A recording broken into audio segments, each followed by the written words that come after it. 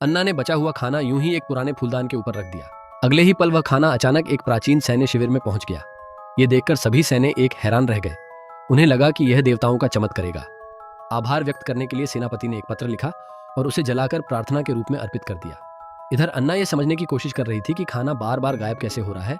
तभी फूलदान से काला धुआं निकलने लगा और उसमें से आग की लपटें उठी जो पूरे घर में आग लगाने वाली थी। गुस्से में अन्ना ने घर का सारा एक्सपायर्ड खाना उसी फूलदान में फेंक दिया।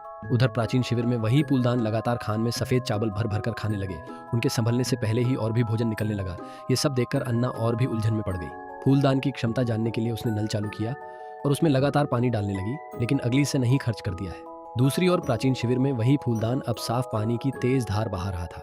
लंबे समय से सूखे से चूंच रहे सैनिक खुशी से झूम उठे, लेकिन शिविर में 6 लाख लोगों के लिए खाना अभी कम था।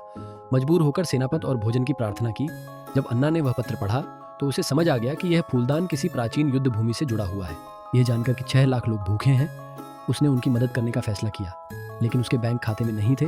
तभी अचानक उसके सामने एक सोने का टुकड़ा आ गिरा। उसने उसे उठाया तो देखा कि देखते ही देखते पूरा कमरा अनगिनत खजानों से भर गया। यह नज़ारा देखकर अन्ना दंग रह गई। वह उन खजानों को एक एंटीक दुकान पर ले गई। विषय उसने वहीं $1 अरब देने की पेशकश कर दी।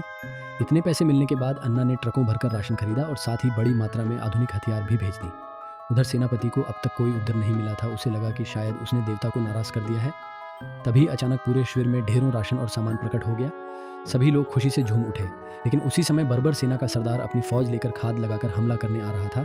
उसे लगा कि उसकी योजना सफल हो जाएगी, लेकिन उसे नहीं पता था कि उसकी हर गतिविधि आधुनिक ड्रोन से देखी जा रही थी। जैसे ही बर्बर सेना हमला करने वाली थी, सेनापति ने सीधे आधुनिक हथियार निकाल लिए। अगले ही पल दी